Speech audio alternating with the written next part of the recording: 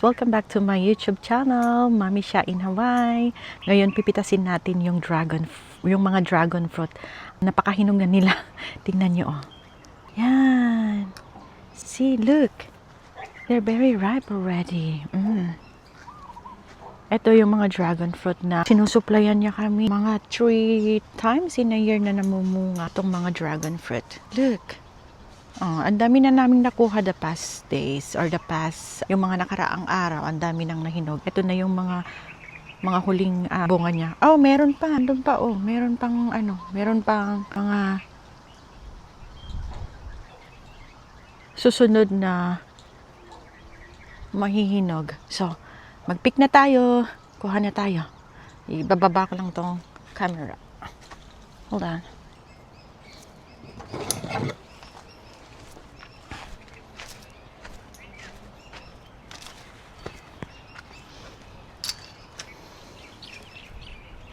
Ang dami palang oh.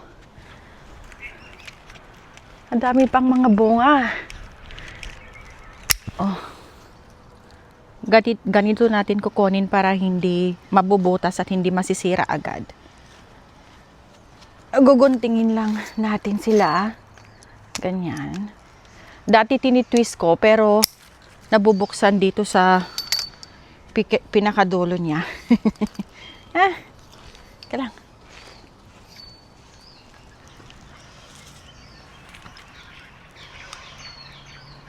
Nahihilo ako konti. Oh, wow. Okay na ba?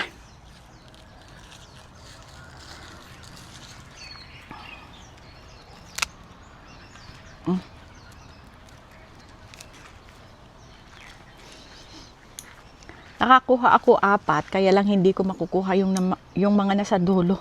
Nahihilo ako, hindi ko kayang umakyat.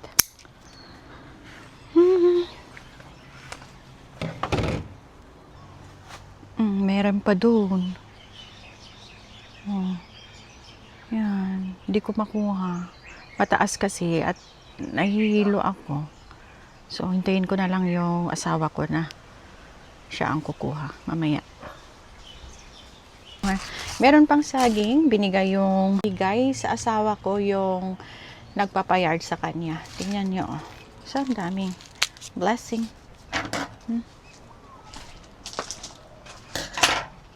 Init-init na. Kaaga-aga. Tingnan nyo. Meron akong laging ice packs o anything na makakakalma sa aking nervous system. Kasi, pag masyadong mainit, hindi ko kaya. Nasi-short of breath ako. Yung feeling ko, laging napapass out ako, ganon. Meron akong postural orthostatic tachycardiac syndrome. At saka meron akong cervical instability. Pero wala pang official na diagnosis yon kasi hindi nila madadiagnose dito sa Hawaii. Pero suspect ng mga neurologists at saka yung mga doctors na nagmamanage sa akin ay meron akong neck issue rin, which is yun nga, yung suspect nila is cervical instability, and ma-diagnose mo lang officially kung pupunta ka doon sa mainland kasi nandun yung upright MRI nila at yun ang nagda-diagnose officially.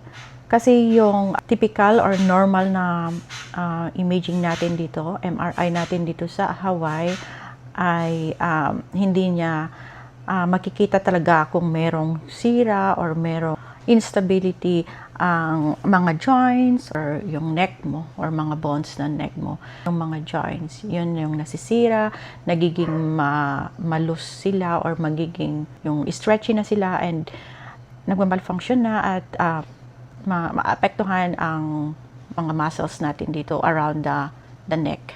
Kaya yun, ang daming naibibigay or ang daming mga symptoms na nakukuha mo kung may joints ang naapektuhan. Kasi, yun nga, yung nervous system ko, hindi okay. Autonomic nervous system. So, hindi ko pala naan yung microphone ko kanina. So, i-voice over ko na lang. Ang ginagawa po namin ngayon ay binibidyohan ko ang aking anak na nagprepare ng aming pananghalian. Gagawa daw siya ng baked sushi salmon. So, alam niyo ba, napakasaya ko kasi meron na akong katulungan, meron nang tumutulong sa akin kung hindi masyadong okay yung pakiramdam ko, hindi ako nakapagluto ng aming pagkain, siya na ang nag-aasikaso kung andito siya sa bahay. So ngayon, i-air fry na niya yung salmon at hindi ko lang alam kung how long niyang free in air fry. Meron din po siyang mga imitation crabs na sticks dito at hinimay-himay niya po para ipang sahog mamaya sa i-bake niya. Nasisiyahan lang ako at nagagalak kasi tingnan niyo nga yung anak ko, mahilig magluto. At sabi nga niya sa akin, ano kaya kung chef yung kukunin kong kurso pag graduate ko ng high school, sabi niya sa akin. Pero alam ko na gino-joke lang niya ako kasi prefer niya rin sa healthcare field na profession. Kaya sabi ko naman, it's okay na gawin mo siyang part-time job, yung kung gusto mong or kung talagang mahilig kang magluto, anak ko, sabi ko sa kanya. Pero mas maganda pa rin kung nasa healthcare ka kasi iba yung fulfillment na profession. Iba yung fulfillment na naibibigay yung profession na yon pag dinidil mo ay yung mga tao, pag ang natutulungan mo ay yung mga tao, especially yung mga wala nang kakayahan na alagaan yung mga sarili nila. And sabi ko nga sa kanya, ako at yung daddy mo mayroon ding mga health issues, so it's better na lang anak ko kung sa healthcare system ka, sabi ko nga sa kanya. So hopefully magiging successful din siya at iyan. But it's okay na rin kung ano man ang gusto nilang tahakin. Kasi after all, sila naman ang mag-aani or magre-reap ng kanilang mga success kung magsa-successful sila later on sa buhay. So, ngayon, pinaghalo-halo na ang anak ko yung mga ingredients, yung mga nahiwa-hiwang crabs, imitation crab, yung salmon na fry kanina, at saka yung cream cheese, isang pirasong cream cheese ata yung binigay niya, yung mayo, sriracha. Sa kanya imimix ito ng maigi. Tingnan niyo naman guys, napakaganda yung itsura niya. Parang ang sarap-sarap na kahit hindi pa na bibake. So mamaya ibibake niya rin ito ng I think 15 minutes lang ata or 10 minutes.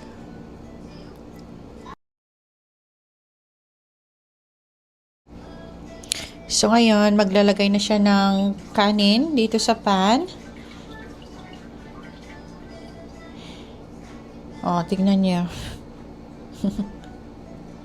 Hindi, nakikita lang niya ito sa sa TikTok at kasi mahilig siyang manood ng mga cooking shows sa TikTok at sa YouTube. Kaya yon na copy niya. Itong nilalagay niya, ewan ko na, hindi ko na siya talagang pinapansin, basta binibidyohan ko na lang siya kanina. Asin na yan. I think asukal yung nilagay niya. Tapos konting asin. Tapos yung lagyan niya ata ng rice vinegar para panimpla. Flatten niya yung kanin.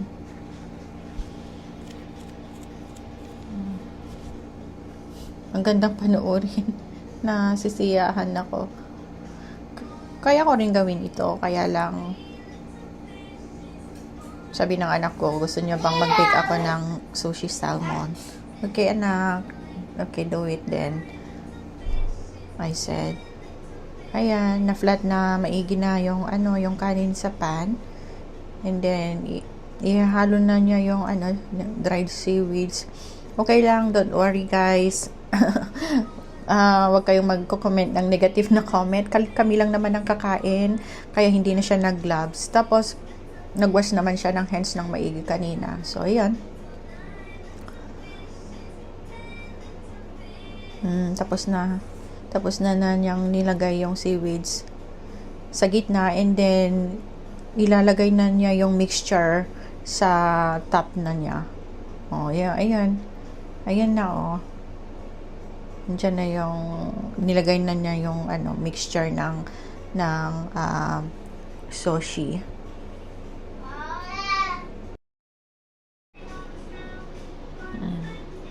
And then i-bake na niya. Oh, I think 12 minutes lang ata. So, yan. Yan naman yung baby kong napakakulit. Ang dami niyang kalat. Wala na siyang ginawa kundi magkalat. Ganyan kung meron kang toddler na napaka-aktibo. Oh, finish na to. Ito na yung niya. Ito na yung na-bake na sushi. At tinatapingans na lang niya ng pang-paarte, mayo, tsaka ano ang mga to, hindi ko na alam kung ano yung nilalagay niya. Mayonnaise na inaartehan lang niya.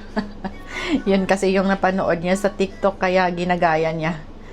So, ang kalat namin, eto na. Patapos na siya, guys.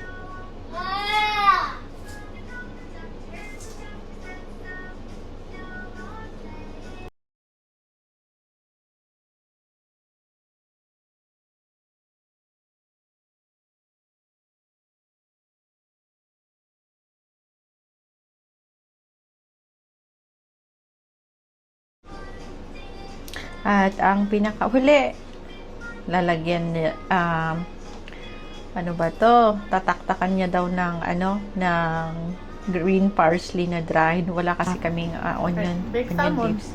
O, ayan, titikman ko na.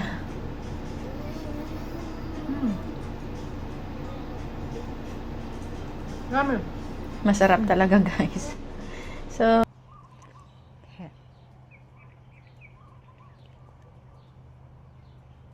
meron na namang meron na namang mga bulaklak yung heliconia natin. Oh. Mr. and Mrs.